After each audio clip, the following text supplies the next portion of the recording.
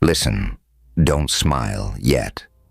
Don't nod like this is familiar territory, like you've heard some version of this before, because what's coming isn't borrowed from seminars, podcasts, or late-night scrolls through dark psychology threads. This isn't a course you signed up for. This isn't a skill tree you unlocked. This is older than language, older than the first lie ever told around a fire. It was humming in your blood before you had words for betrayal, before anyone taught you what a boundary even was. While the rest of the world was busy learning how to perform humanity, you were born already fluent in its shadows. They took classes on persuasion, on framing, on subtle influence. You opened your eyes and the room was already speaking to you in frequencies no one else could hear. They practiced mirroring body language in front of mirrors. You mirrored energy so precisely that people left conversations feeling like they'd been gently dissected without a single scalpel in sight. They learned silence as a tactic. You learned it as a native tongue. Go back, way back. Remember the adults who said you stared too long, asked too much, felt things too loudly, even when your mouth stayed shut. Remember being called sensitive like it was a disease, intense like it was a warning label, quiet like it was a crime. They sat you in offices with soft voices and clipboards and tried to sand down the edges of a mind that was already reading the cracks in their masks. They wanted you smaller, softer, easier to predict. But you weren't malfunctioning. You were running an entirely different operating system, one that processed the unsaid, the half-second hesitation, the microscopic tightening at the corner of someone's mouth when they lied and thought no one noticed. They called it anxiety. You called it early warning. They called it overthinking. You called it staying alive. And because they couldn't understand the way you moved through the world, they did what frightened people always do. They labeled, they medicated, they pathologized. They turned your clarity into a disorder because a mind that refuses to swallow comfortable illusions is the most dangerous thing in a society built on them. They watched you, like scientists, watch something they can't quite classify, waiting for the moment you'd finally crack and prove you were as fragile as they needed you to be. But the joke was always on them. Every test they designed, you passed without knowing it was a test. Every trap they laid, you stepped around without looking down.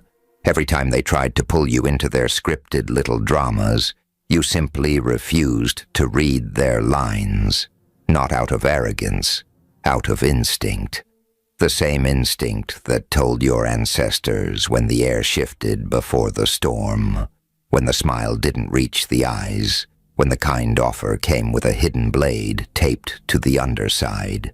They brought in the experts, therapists who spoke in gentle circles, trying to convince you that your gut was wrong. Authority figures who leaned on titles and degrees like shields. Friends who collected your secrets the way children collect pretty rocks, only to weaponize them later. And every single one walked away empty-handed, confused, a little rattled, because there was nothing to grab onto. You weren't hiding anything. You were simply vibrating at a frequency their instruments weren't built to detect. The kind of presence that doesn't announce itself with noise or flash, but quietly rewires the temperature of every room it enters.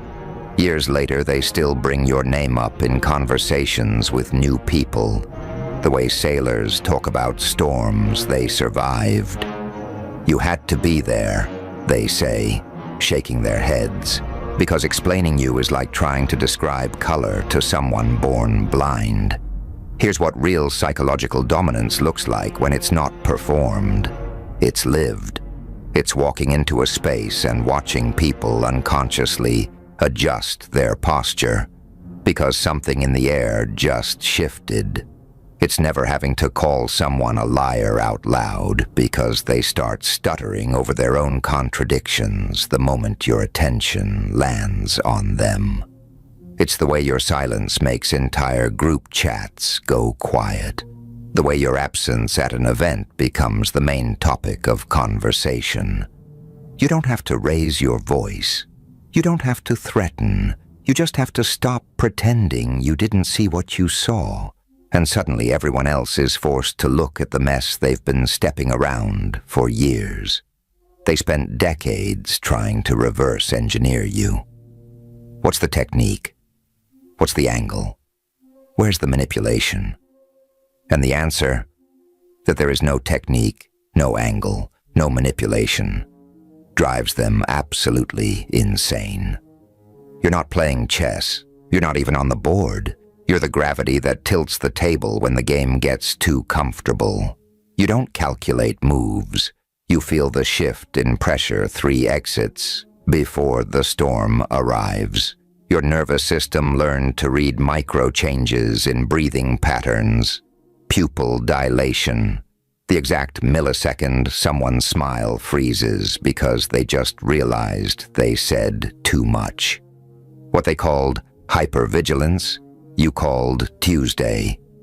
Every narcissist who ever tried to rewrite your reality became an involuntary professor. Every fake friend who smiled to your face while sharpening the knife became a live demonstration. Every partner who thought love bombing would blind you to the red flags became a case study in how quickly someone can unravel when they realize the mirror they're performing in front of doesn't blink. You didn't take notes. You absorbed. You synthesized. You turned their weapons into antibodies. And somewhere along the line, you stopped reacting and started observing from a distance so calm it felt cold to everyone else. That's when they really lost their minds. Because indifference, true indifference, not the fake kind people perform when they're hurt, but the real kind that comes when someone finally accepts a truth most people die still denying. That is the nuclear option. You don't scream, you don't cry, you don't explain. You just remove your energy so completely that the space you used to occupy becomes a black hole pulling in every loose accusation, every desperate text, every wait. What did I do?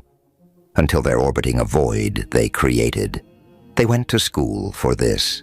You survived it. They memorized scripts. You learned to hear the static underneath the words. They practiced gray rocking as a defense mechanism. You became the rock, the mountain, the entire goddamn landscape. And now when they try the old tricks, the subtle digs, the backhanded compliments, the strategic vulnerability, it's almost comical. You see the hook before the bait even leaves their mouth. You feel the agenda in the way they say your name.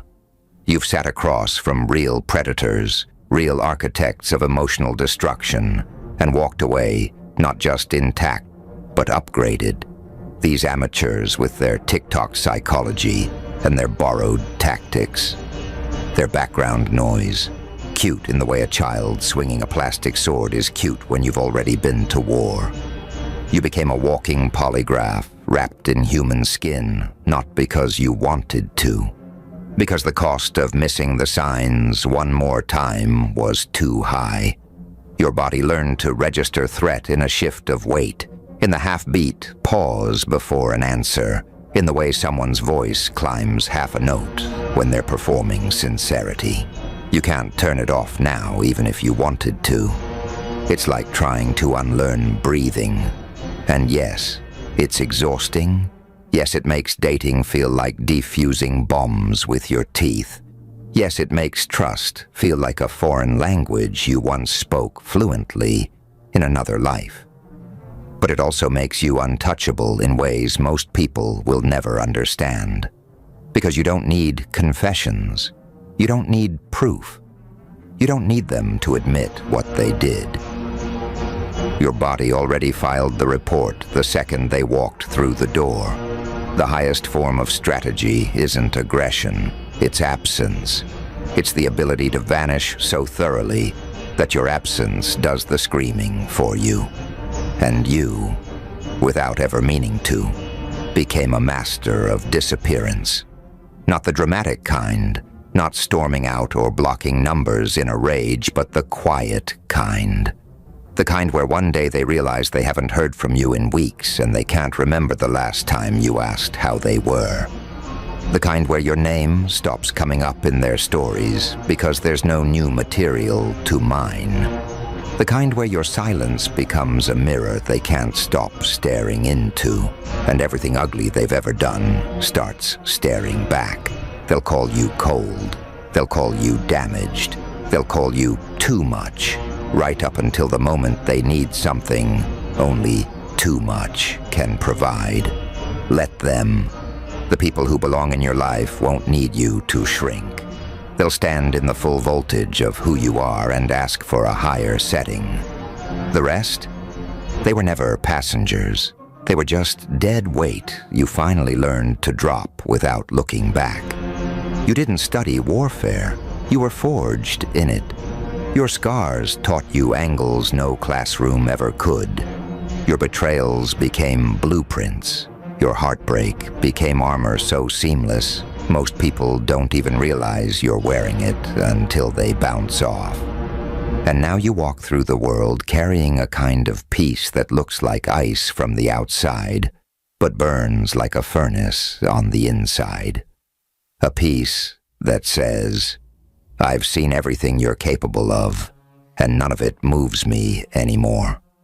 Something shifted when you finally stopped explaining yourself to people determined to misunderstand. The universe took notice. The static cleared. The wrong people started falling away like dead leaves in a wind you didn't even have to summon. Your energy developed an immune system. Someone walks into your orbit and your stomach clenches before your brain has time to say hello. You already know.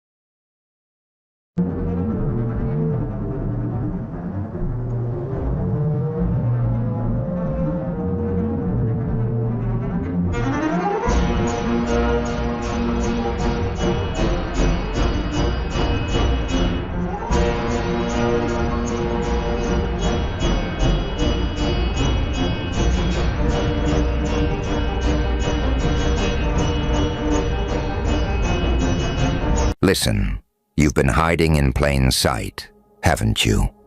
Blending into the background, softening your edges, and diluting your brilliance just to keep the room comfortable. You've been dimming your light, slowing your thoughts, and shrinking your ideas to fit into their small, predictable boxes.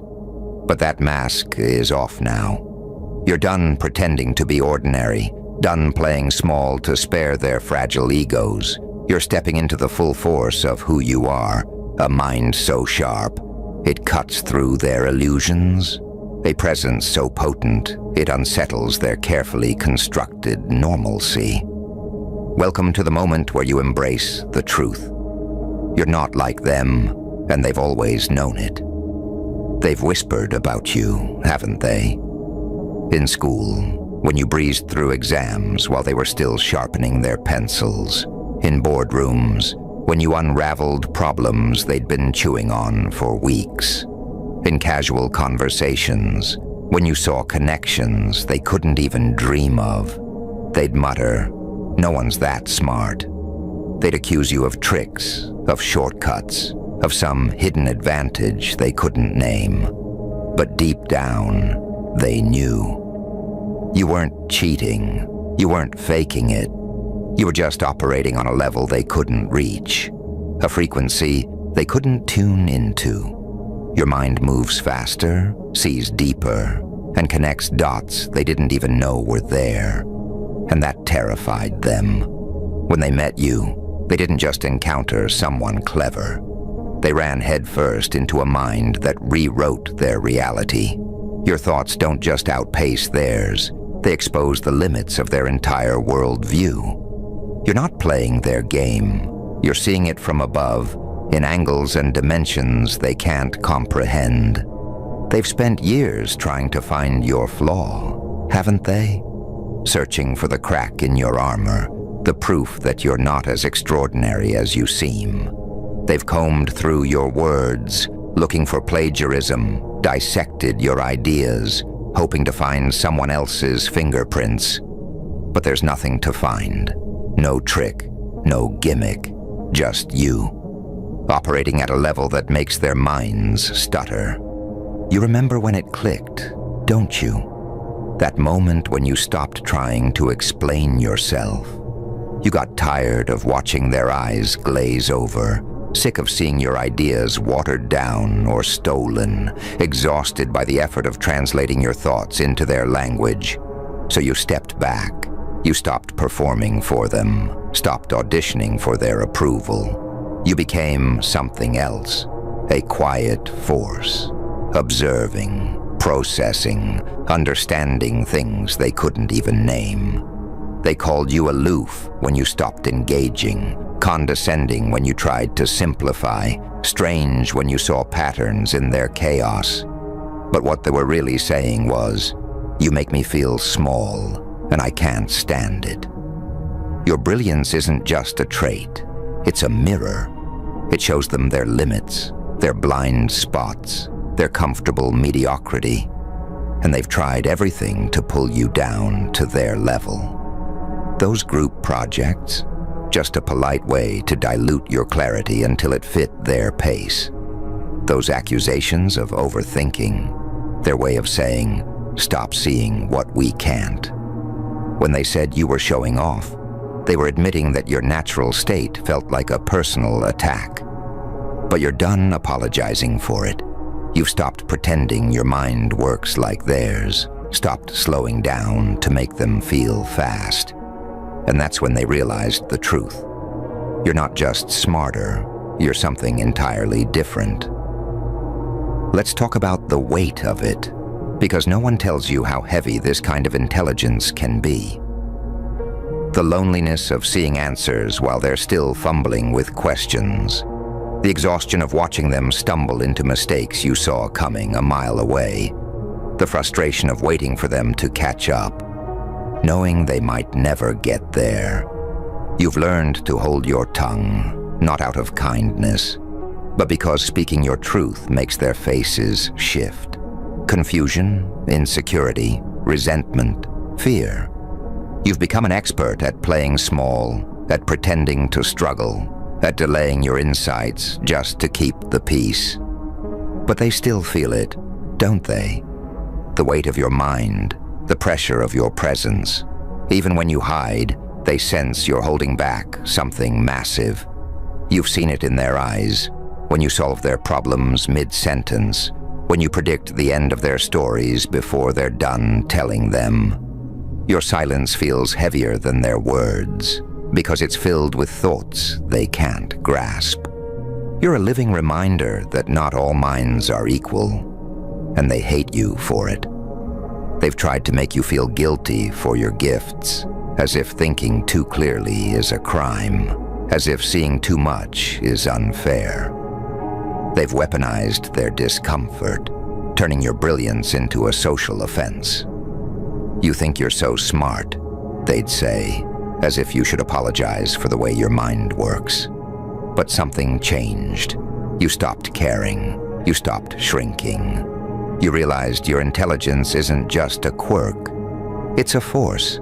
It's not about knowing more or thinking faster. It's about seeing through the noise, understanding the systems, the patterns, the people around you, with a clarity that feels like a superpower. You're not just smarter, you're dangerous. Dangerous to their egos, their comfort, their entire worldview, built on the lie that everyone's mind is roughly the same. You're proof that some people are wired differently, built with hardware they can't even imagine. They've tried to fix you, haven't they? Called your speed ADHD, your foresight anxiety, your exhaustion depression. They wanted to medicate your brilliance, to therapy it into something tame, something normal. But you can't medicate what's meant to stand out. You can't counsel away a mind that sees beyond their horizons. They wanted to call it dysfunction because a mind like yours makes theirs feel broken by comparison. But you're not broken. You're just running on a different system, one they can't download. Now you're done hiding. You've learned to wield your intelligence like a blade, sharp and precise. You drop insights that shift entire conversations, solve problems with a casualness that leaves them stunned, predict outcomes with an accuracy that feels like magic to them. You've studied their limits, mapped the edges of their comprehension, and learned exactly how much truth they can handle before they shut down. You're not cruel, you're strategic. You know when to hold back and when to strike, when to play dumb and when to flex just enough to remind them who you are.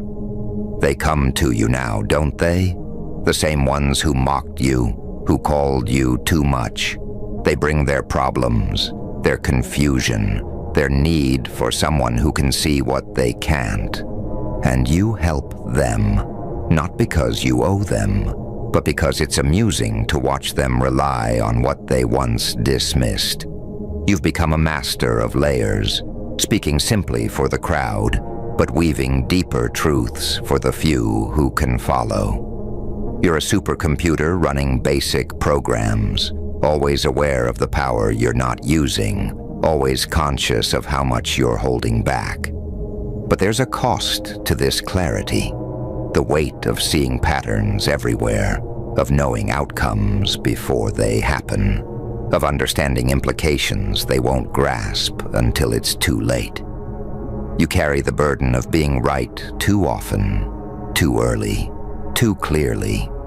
You've watched them ignore your warnings, walk into traps you pointed out, fail in ways you predicted. And there's no joy in it. Just the hollow feeling of being ahead of the curve in a world that's always behind.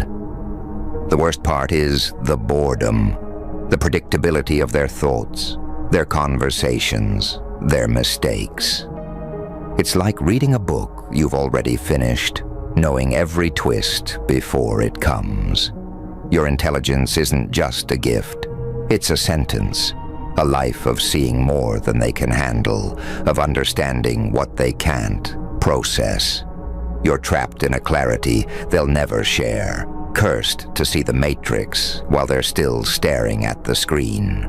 But that clarity is also your power.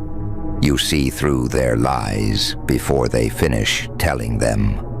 You understand their motives better than they do. You predict their moves with an accuracy that makes you seem almost psychic. Your mind doesn't just process information, it processes reality itself, seeing connections they miss, consequences they ignore, possibilities they can't imagine.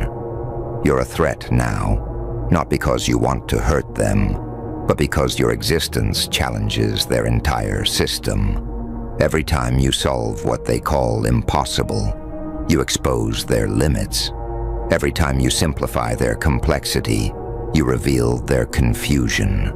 Every time you predict what they call unpredictable, You show them they're not paying attention. You've outgrown their need for approval because their judgment is based on a worldview too small to contain you. Their praise is meaningless when it comes from minds that can't comprehend what they're praising. Their criticism is irrelevant when it's rooted in ignorance of what you're capable of. Your mind is a fortress now, built not to keep them out, but to protect them from the full weight of your thoughts. You've learned to ration your intelligence, to share just enough to get by without overwhelming them. But you've also found the rare ones, those who don't flinch when you speak freely, who lean in when you share your truth, who get excited instead of intimidated by the way your mind works. For them, you open the gates.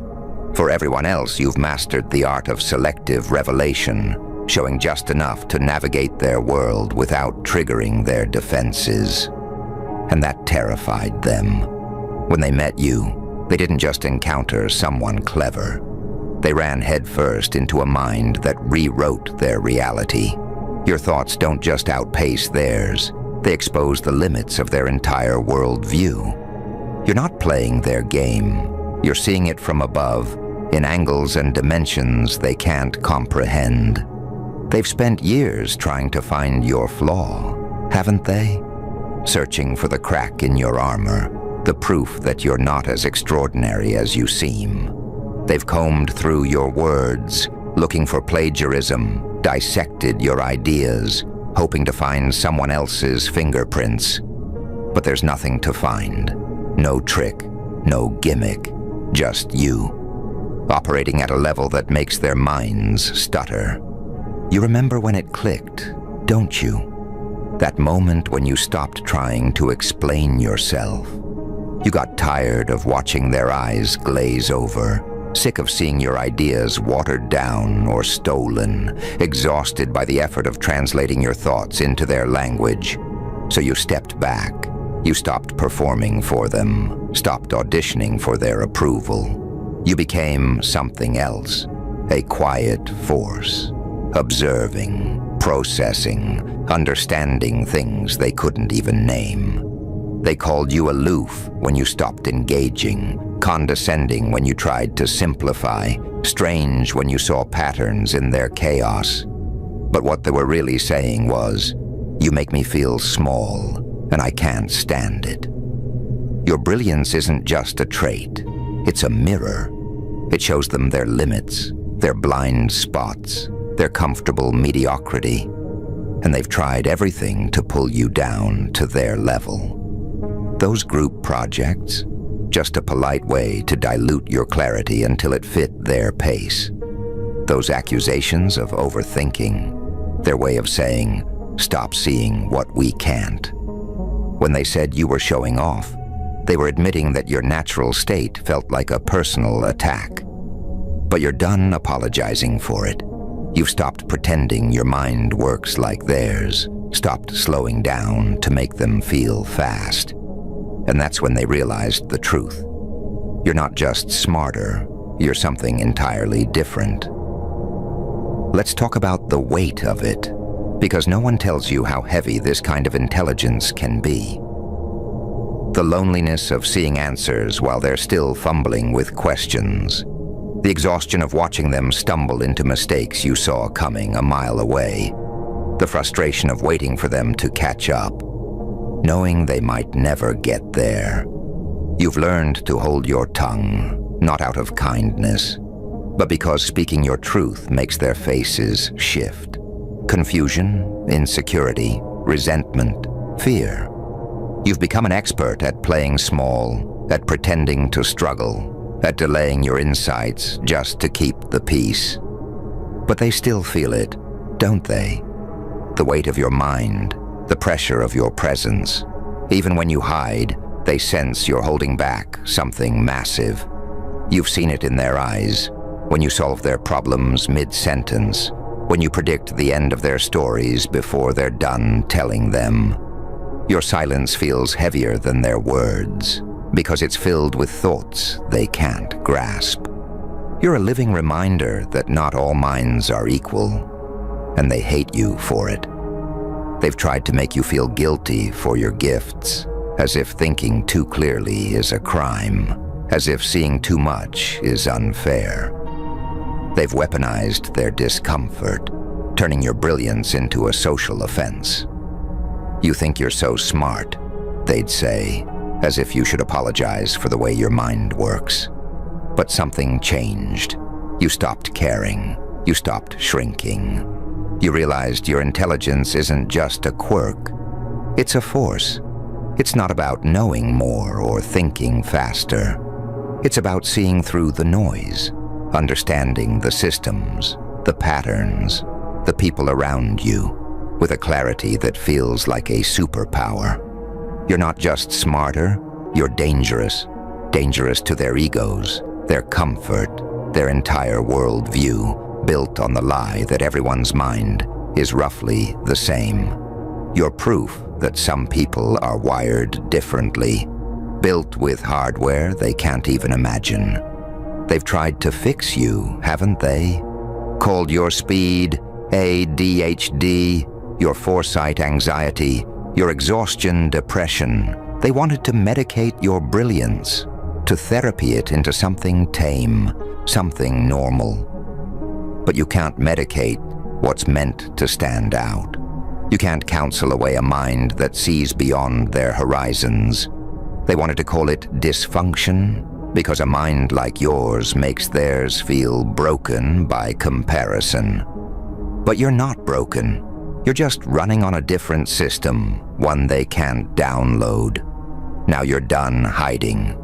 You've learned to wield your intelligence like a blade, sharp and precise.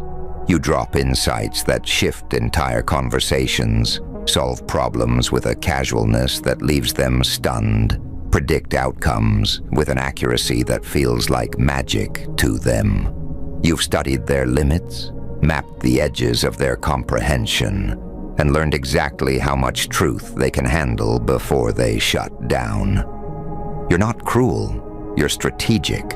You know when to hold back and when to strike, when to play dumb and when to flex just enough to remind them who you are. They come to you now, don't they? The same ones who mocked you, who called you too much. They bring their problems, their confusion, their need for someone who can see what they can't.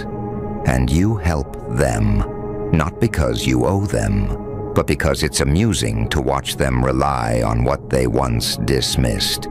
You've become a master of layers, speaking simply for the crowd, but weaving deeper truths for the few who can follow. You're a supercomputer running basic programs, always aware of the power you're not using, always conscious of how much you're holding back. But there's a cost to this clarity, the weight of seeing patterns everywhere, of knowing outcomes before they happen, of understanding implications they won't grasp until it's too late. You carry the burden of being right too often, too early, too clearly. You've watched them ignore your warnings, walk into traps you pointed out, fail in ways you predicted. And there's no joy in it, just the hollow feeling of being ahead of the curve in a world that's always behind. The worst part is the boredom, the predictability of their thoughts, their conversations, their mistakes. It's like reading a book you've already finished, knowing every twist before it comes. Your intelligence isn't just a gift, it's a sentence, a life of seeing more than they can handle, of understanding what they can't process. You're trapped in a clarity they'll never share, cursed to see the matrix while they're still staring at the screen. But that clarity is also your power. You see through their lies before they finish telling them. You understand their motives better than they do. You predict their moves with an accuracy that makes you seem almost psychic. Your mind doesn't just process information, it processes reality itself, seeing connections they miss, consequences they ignore, possibilities they can't imagine. You're a threat now, not because you want to hurt them, but because your existence challenges their entire system. Every time you solve what they call impossible, you expose their limits. Every time you simplify their complexity, you reveal their confusion. Every time you predict what they call unpredictable, you show them they're not paying attention. You've outgrown their need for approval because their judgment is based on a worldview too small to contain you. Their praise is meaningless when it comes from minds that can't comprehend what they're praising. Their criticism is irrelevant when it's rooted in ignorance of what you're capable of. Your mind is a fortress now, built not to keep them out, but to protect them from the full weight of your thoughts. You've learned to ration your intelligence, to share just enough to get by without overwhelming them. But you've also found the rare ones, those who don't flinch when you speak freely, who lean in when you share your truth, who get excited instead of intimidated by the way your mind works. For them, you open the gates. For everyone else, you've mastered the art of selective revelation, showing just enough to navigate their world without triggering their defenses. And that terrified them. When they met you, they didn't just encounter someone clever. They ran headfirst into a mind that rewrote their reality. Your thoughts don't just outpace theirs, they expose the limits of their entire worldview. You're not playing their game, you're seeing it from above, in angles and dimensions they can't comprehend. They've spent years trying to find your flaw, haven't they? Searching for the crack in your armor, the proof that you're not as extraordinary as you seem. They've combed through your words, looking for plagiarism, dissected your ideas, hoping to find someone else's fingerprints. But there's nothing to find. No trick, no gimmick, just you, operating at a level that makes their minds stutter. You remember when it clicked, don't you? That moment when you stopped trying to explain yourself. You got tired of watching their eyes glaze over, sick of seeing your ideas watered down or stolen, exhausted by the effort of translating your thoughts into their language. So you stepped back.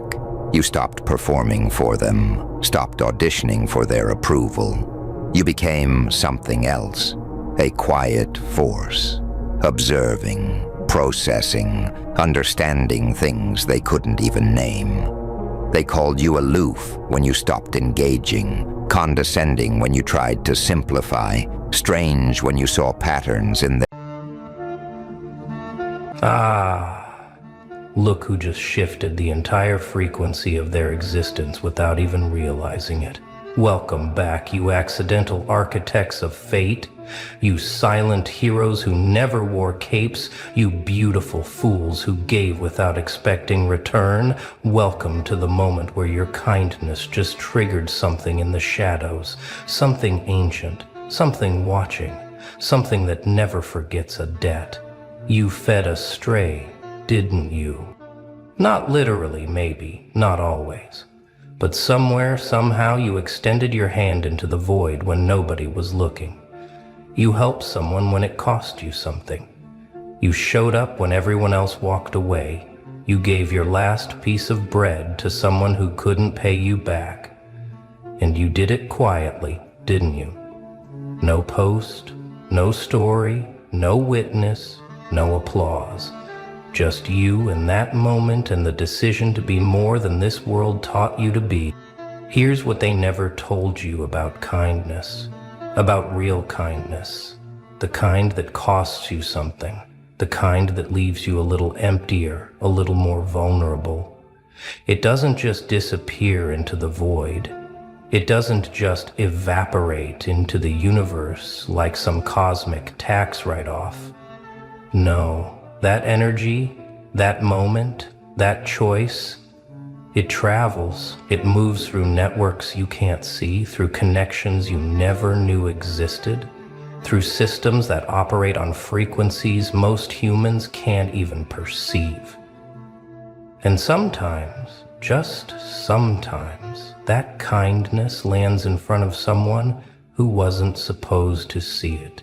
Someone who's been searching for proof, for a sign, for evidence that something in this world still operates outside of transactions, outside of manipulation, outside of the filthy machinery of self-interest. Someone who owns things, not just money, not just power, but influence that bends reality, access that opens doors you didn't know existed, resources that could change your life in ways you haven't dared to imagine. And now, right now, in this very moment, they're watching you. Not with suspicion, not with judgment, but with something far more dangerous than either. Respect. You became interesting to someone who doesn't get interested easily. You triggered something in someone who stopped believing people like you existed. That stray you fed, metaphorically speaking, that wasn't just some random soul passing through your life. That was a test you didn't know you were taking. That was an audition you never signed up for. That was a doorway disguised as a dead end. And you beautiful idiot, you passed without even trying.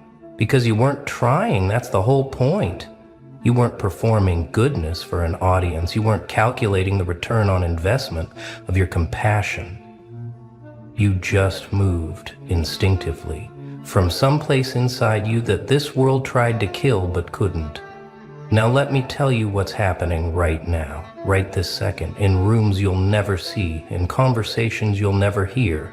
Your name is being spoken, not gossiped about, not analyzed, but presented. Presented as an anomaly, as an asset, as someone worth paying attention to.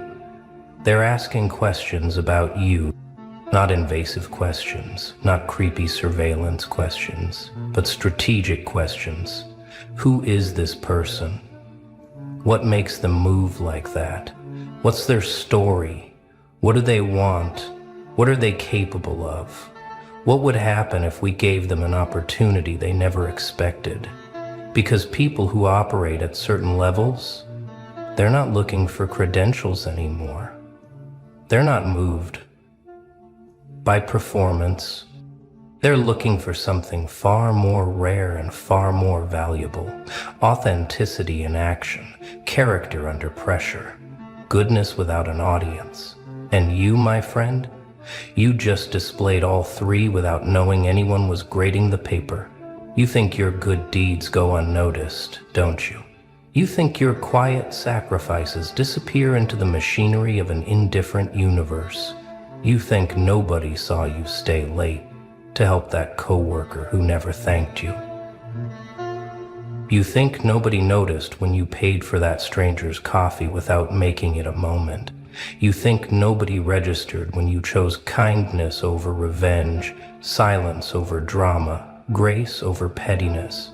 But here's the thing about energy, about real energy, the kind that shifts molecules and bends probability. It always finds its way to someone who's tuned to that frequency, always.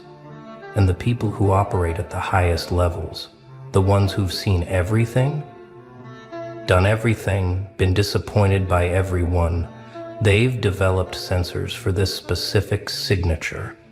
They can smell authenticity from miles away because it's so goddamn rare in the circles they move in. Everyone wants something from them. Everyone's performing, angling, networking, calculating, but you weren't doing any of that. You were just being decent when it cost you something. And that got their attention in ways your ambition never could. Let me take you deeper into what's really happening here. This isn't some fairy tale where kindness gets rewarded with cash and prizes. This isn't karma working like some cosmic vending machine where you put in good deeds and get back equal value. No, this is far more interesting and far more dangerous than that. This is about recognition, about being seen by eyes that actually matter, by minds that can actually move pieces on boards you didn't know existed. That stray you fed, let's talk about what that really means. Maybe it was literal. Maybe you actually fed a homeless person, gave money to someone begging, helped an animal in distress. Or maybe it was metaphorical. Maybe you mentored someone who had nothing to offer you in return. Maybe you defended someone who everyone else had written off. Maybe you showed loyalty to someone when it would have been easier to abandon them. Maybe you told the truth when lying would have advanced your position. Maybe you chose integrity over opportunity in a moment when nobody would have blamed you for taking the easier path. Whatever it was, however it manifested, it created a ripple. And that ripple traveled through networks of energy and connection that operate outside normal perception, outside normal time, outside the cause and effect that most people think governs reality. And somewhere in that network, someone felt it. Someone who's been navigating those frequencies for years. Someone who's learned to recognize patterns.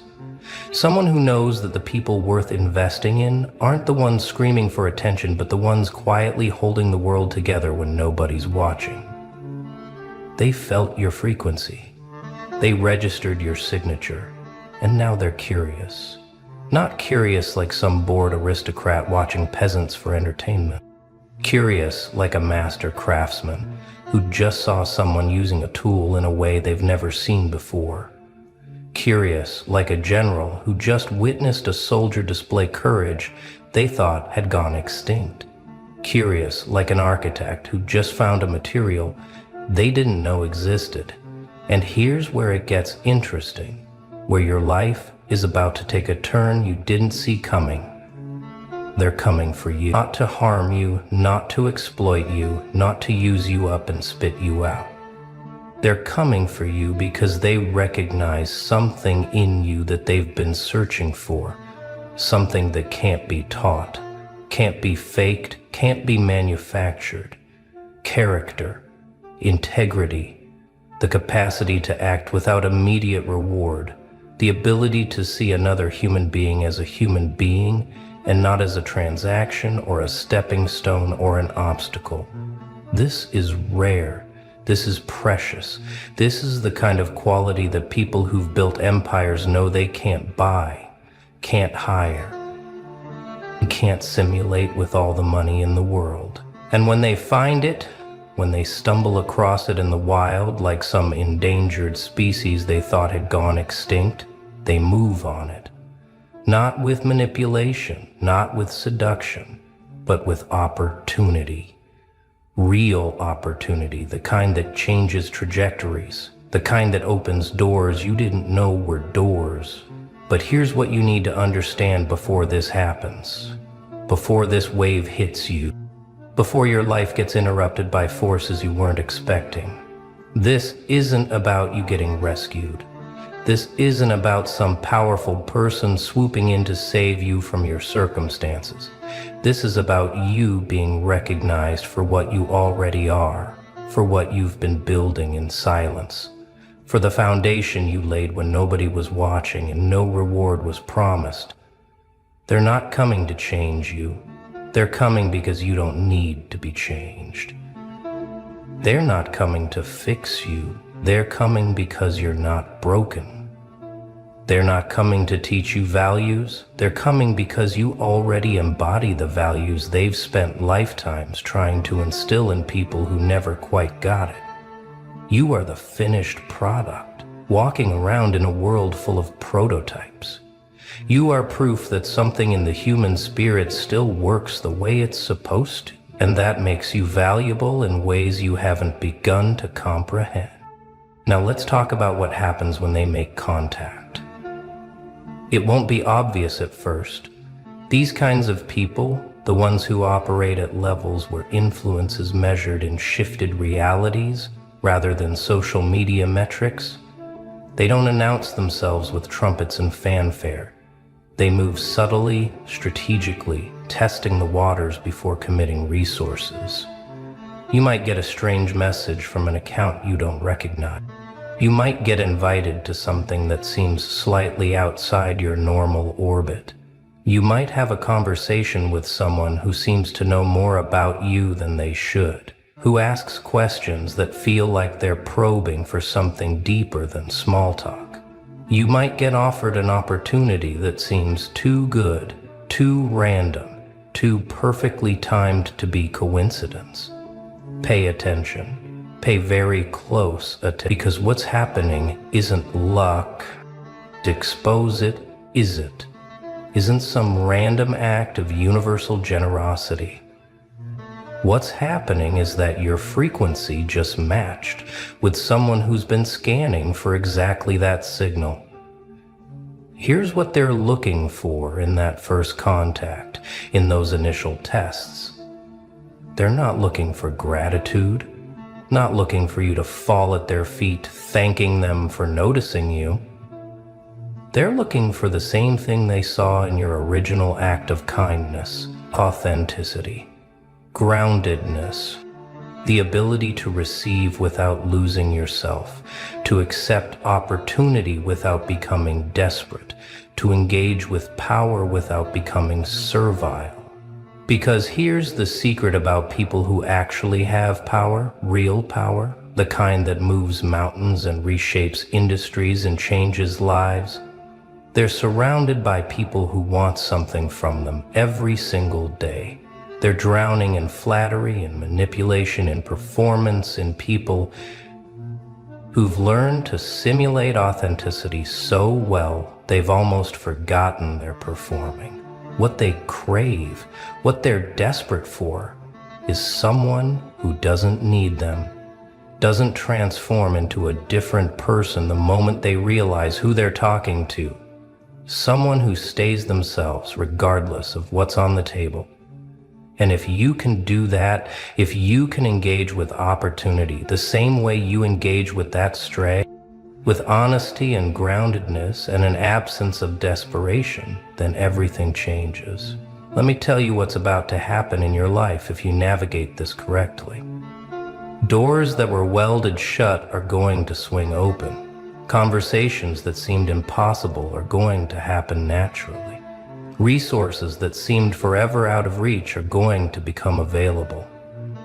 Not because you manipulated your way in, not because you networked and schemed and performed, but because you demonstrated something that can't be taught. The capacity to be human in a world that's forgotten how.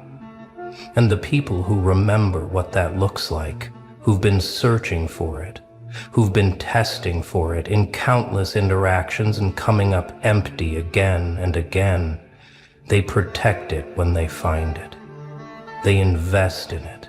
They create pathways for it, not out of charity, not out of pity, but out of strategic recognition that people like you are the rarest resource in a world overflowing with everything else. Yeah. Okay. But I need to give you a warning. A real warning. Not some soft motivational cushion, but a hard truth you need to hear before this wave hits. This will change you. Not in the ways you think, not in the ways fairy tales promise, but in deep, uncomfortable ways that will test everything you think you know about yourself. Because when opportunity arrives, when doors open, when powerful people extend hands, you're going to have to make choices. Choices about who you are, what you value, where your lines are drawn.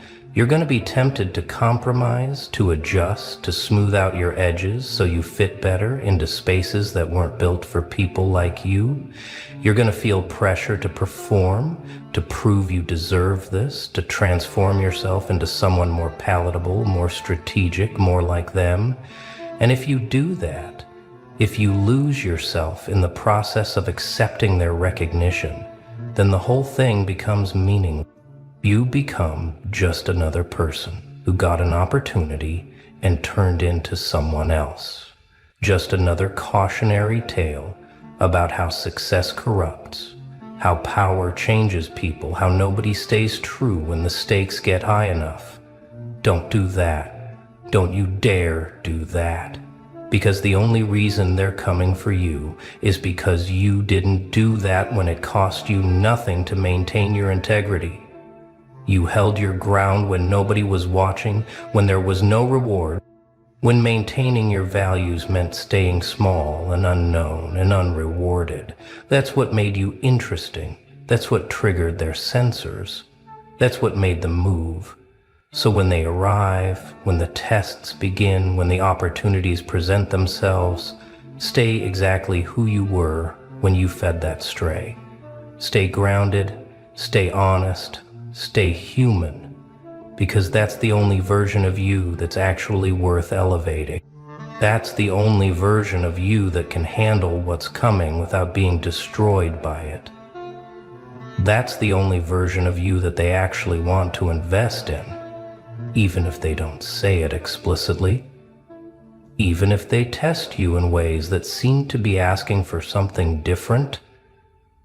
Now, let me paint you a picture of what this looks like in practical terms. Because I know you're wondering how this manifests in actual reality and not just in metaphysical poetry. That good deed you did, that moment of kindness that cost you something, it didn't just create warm, fuzzy feelings in the universe. It created information. Information about who you are, how you move, what you value, what you're capable of. And that information traveled. Maybe it traveled through someone who witnessed it and couldn't stop thinking about it. Maybe it traveled through systems of connection and coincidence that brought your name up in a conversation where it mattered. Maybe it traveled through energetic channels that science hasn't mapped yet, but people who operate at certain frequencies know how to navigate. However it traveled, it arrived somewhere it wasn't supposed to, in front of someone who wasn't supposed to see it. And it changed their assessment of reality just slightly. Made them think maybe not everyone is completely corrupted by self-interest. Made them wonder if there are still people out there operating from something other than fear and greed and desperate ambition. And when people at that level start wondering about you, things happen. Algorithms shift in your favor for reasons nobody can quite explain. Your name comes up in conversations that have nothing to do with your field. People you've never met start mentioning you to other people who matter. Opportunities materialize that seem to have no logical connection to anything you've done. This isn't magic. This isn't wishful thinking. This is how influence actually works at levels most people never encounter. It's not about who you know. It's about who knows about you. It's not about your network.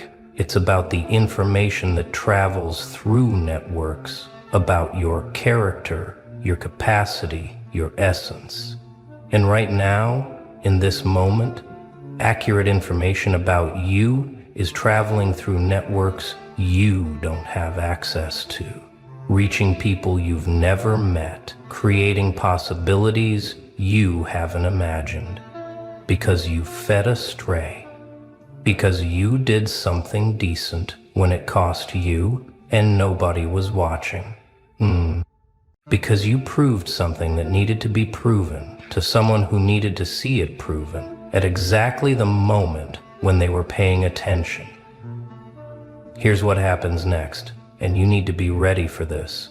You're going to doubt it. You're going to doubt all of it. When the opportunity arrives, when the door opens, when someone reaches out with something that seems too good, too random, too perfectly aligned with what you need, you're going to assume it's a trap. You're going to look for the catch, the angle, the hidden cost. You're going to wonder what they really want, what you're going to have to compromise, what piece of yourself you're going to have to surrender. And I'm here to tell you that's not entirely wrong. There will be costs. There will be tests. There will be prices you'll have to pay. But those prices won't be about compromising your core, won't be about becoming someone you're not, won't be about selling out the values that got you here. The prices will be about stepping into a bigger version of yourself, about accepting that you're worth more than you thought, about allowing yourself to be seen and valued and invested in by people who actually have the resources to back their recognition. The real test isn't whether you can perform for them, it's whether you can receive from them without losing yourself, whether you can accept opportunity without becoming desperate, whether you can engage with power without becoming drunk on it, whether you can hold your ground even when the ground gets elevated beneath your feet, because that's what they're actually screening for, even if they never say it explicitly. They're not looking for someone who can pretend to have values. They're looking for someone whose values don't change when the circumstances do. Someone who's the same person in the penthouse that they were in the basement.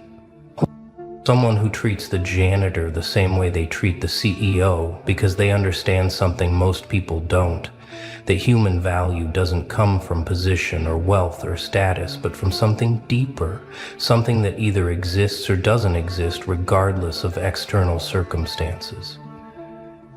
And you have that. That's why they're coming. That's why your frequency registered. That's why doors are about to open that were locked yesterday.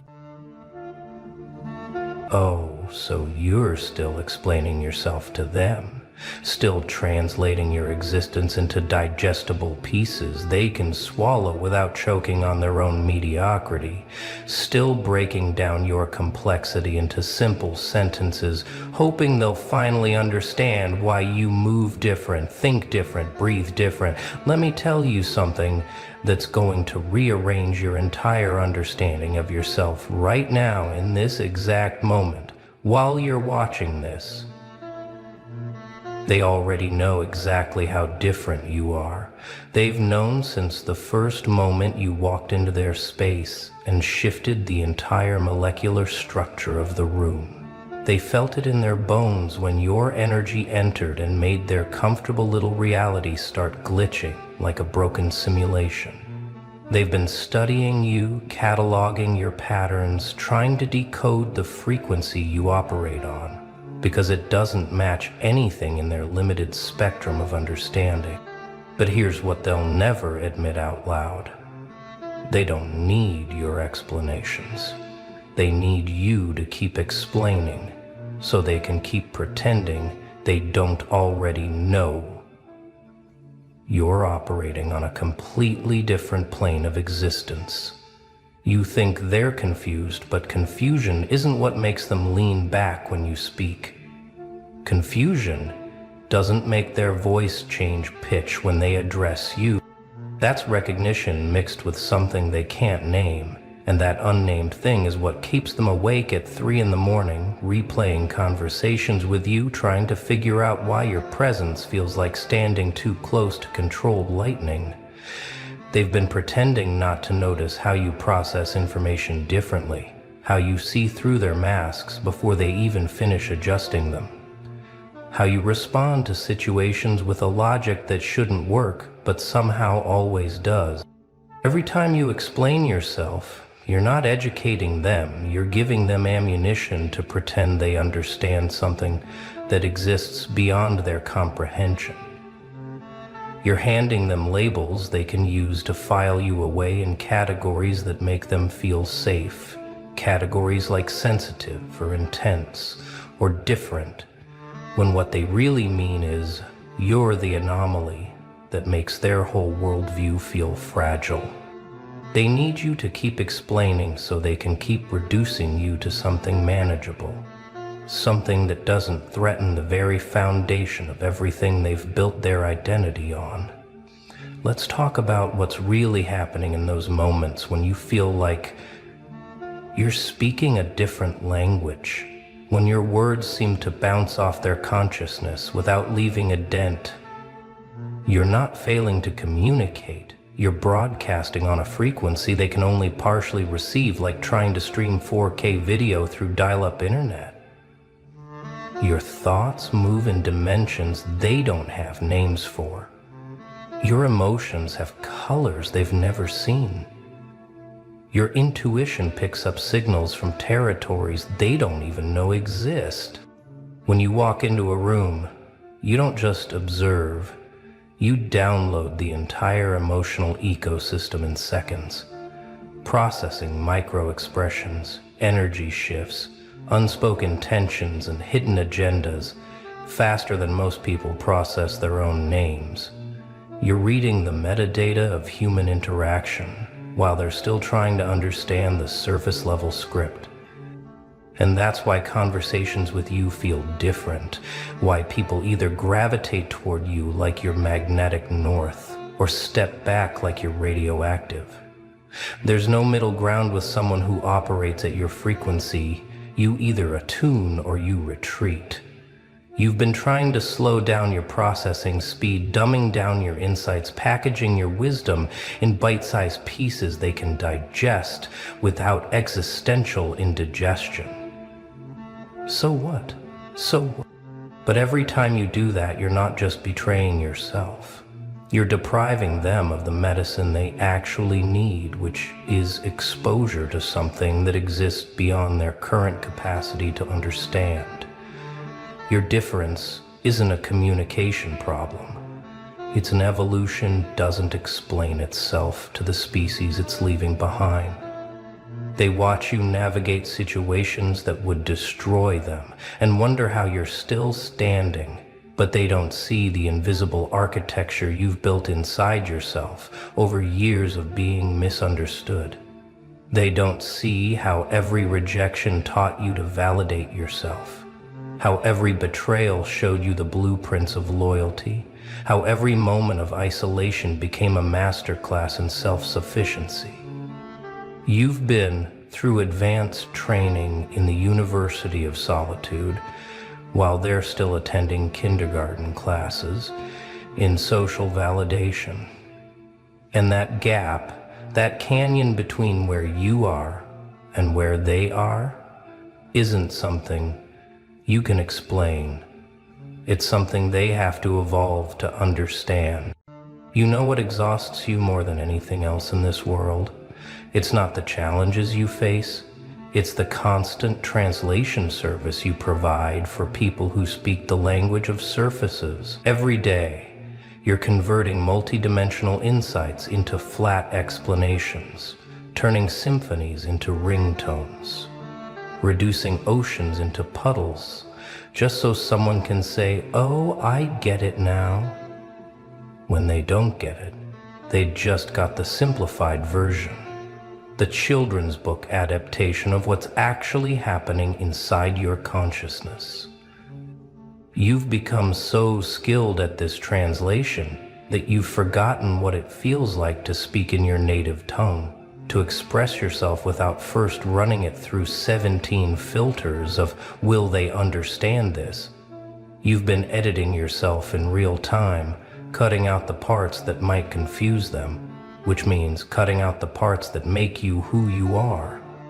Every conversation becomes a calculation of how much truth they can handle, how much of your actual perspective you can reveal without watching their eyes glaze over, or worse, seeing that look of fear when someone realizes they're talking to something they can't categorize. But here's what happens when you stop explaining, when you stop translating, when you stop reducing yourself to their comfort level. Something magical occurs. The right people suddenly start understanding you without words. The ones who are meant to hear your frequency tune in automatically while the background noise of incompatible connections fades away. You become a lighthouse that only certain ships can see, and those ships find their way to you, not because you explained your light, but because they were already searching for it. The exhaustion you feel isn't from being different. It's from pretending that difference needs justification, needs explanation, needs approval from people who are committed to misunderstanding anything that threatens their worldview. You're tired because you've been carrying the weight of making yourself digestible to people who were never meant to consume your energy in the first place. You've been performing accessibility for an audience that bought tickets to a show they don't have the capacity to appreciate, and wondering why you feel drained after every performance. Want to know something that will completely shift how you see every interaction from now on?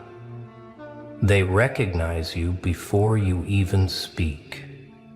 There's something in the way you hold space, in the way your presence reorganizes the energy of environments that announces your difference before you open your mouth.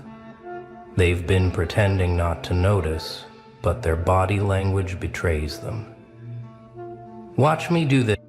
Every time, the way they straighten up when you enter, the way their voice changes when addressing you, the way they either try too hard or don't try at all because something in them knows. You see through every performance. You have what I call energetic authority, and it's not something you earned or developed, it's something you are. It's in your cells, your movement patterns, the way you process reality through filters they don't possess. It's something they earned and developed. It's something they do when they process. People feel it, like atmospheric pressure changing before a storm, and they either brace for impact or lean into the electricity, depending on whether they're ready for transformation or committed to staying comfortable. This recognition isn't conscious for most of them. It happens in the primitive parts of their brain that recognize predator from prey, leader from follower, catalyst from background character. They ask you to explain yourself, not because they don't understand, but because your existence without explanation is too powerful to process safely. If you're not explaining, then you're just being. And your being makes them question everything about their own existence. When you stop justifying your perspectives, stop defending your choices, stop making yourself small enough to fit through the doorways of their understanding, you become something they have to reckon with, rather than something they can dismiss with, oh, they're just different. The ones who demand explanations the loudest are the ones who feel your power the strongest, because they know that if they can get you to explain, you'll reveal the map to becoming what you are. But that map doesn't exist because you didn't become this. You revealed it. You excavated it from under layers of conditioning they're still wearing like armor against their own authenticity. You can't teach someone to be what you are any more than fire can teach water to burn. They either have the elements within them or they don't, and the constant requests for explanation are really requests for the impossible. Give us the formula for being what we're too afraid to discover within ourselves. You know things without knowing how you know them, don't you? Walking into situations with full downloads of information that would take others hours to gather through observation and analysis. You feel the truth beneath the lies, taste the agenda behind the smile, decode the real conversation happening under the spoken words, and you've been trying to explain this, knowing to people who barely trust their own five senses, let alone the unnamed ones you operate with. How do you explain to someone that you can feel their intentions radiating off them like heat signatures, that you can read the story their energy tells before their mouth opens to recite the edited version? This isn't intuition the way they understand intuition. This is operating system level difference in how you process reality.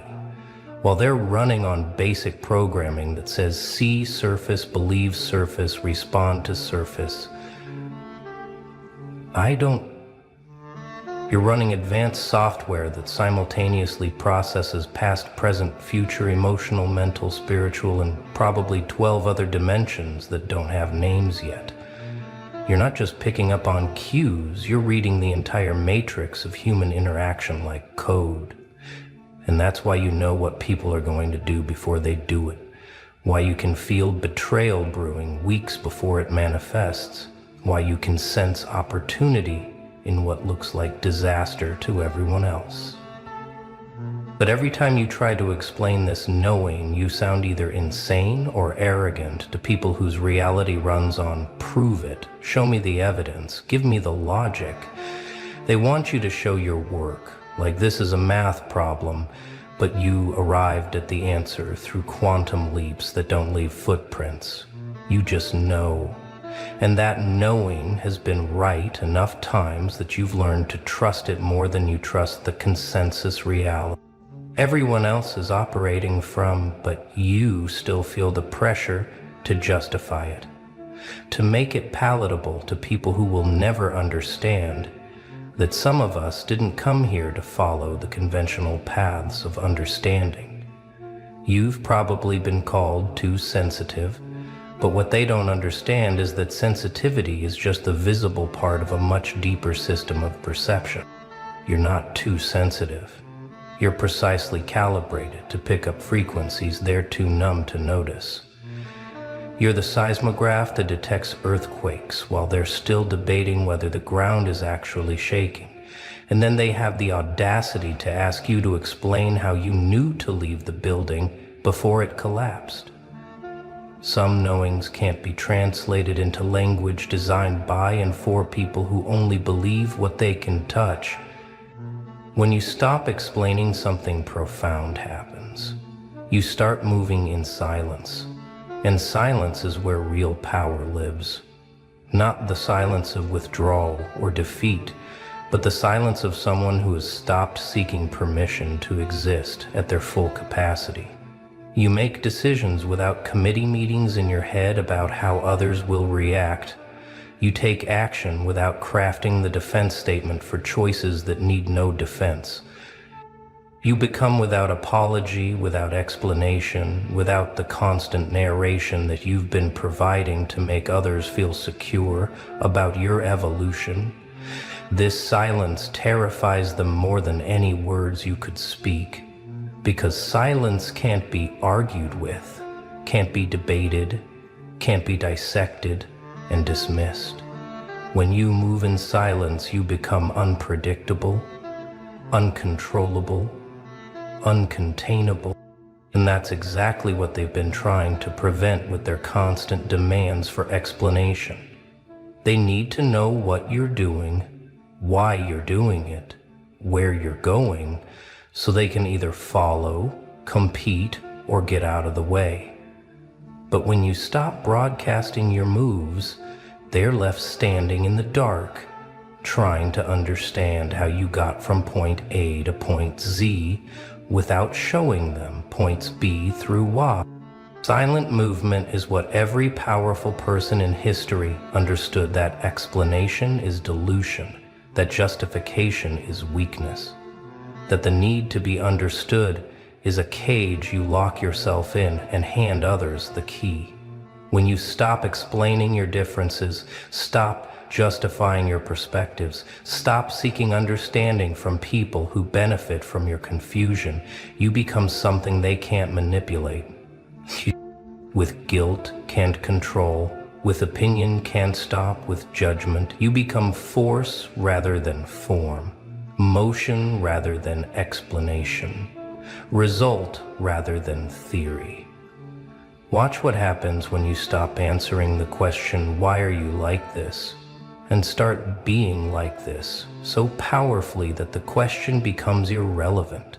Watch how they shift from trying to understand you to trying to keep up with you, from questioning your methods to studying your results, from doubting your difference to desperately trying to find some of that difference within themselves. But by then you'll be so far ahead that they'll be studying the footprints of who you used to be, while you're already becoming something they haven't even imagined yet. Your unexplained existence is a threat to every carefully constructed identity in your vicinity, because you're proof that authenticity doesn't need permission. Every time you show up as yourself, without apology, without explanation, without dilution, you're highlighting how much performance everyone else is doing, how much energy they're spending to maintain illusions you walked away from. That's what performance is, an illusion. You walked away from. You're the mirror that shows them their masks. And that's why they need you to explain yourself, because if you can justify being different, then they can justify staying the same. They want your difference to come with a tragic backstory, a diagnosis, a reason that explains why you can't just be normal like them. They need you to be broken in some way that justifies your inability to conform. Because if you're not broken, if you're actually choosing this difference, then what does that say about their choice to conform? What does it say about the years they've spent shrinking themselves to fit into spaces that were never designed for human beings to thrive in? Your unexplained wholeness in the midst of being completely different suggests that maybe, just maybe, they've been broken by trying to be the same. You walking around being genuinely yourself without constantly explaining why is like someone walking through a prison without shackles while everyone else is comparing chain sizes. They need to know how you got free, but the answer isn't something you can explain, because you didn't escape.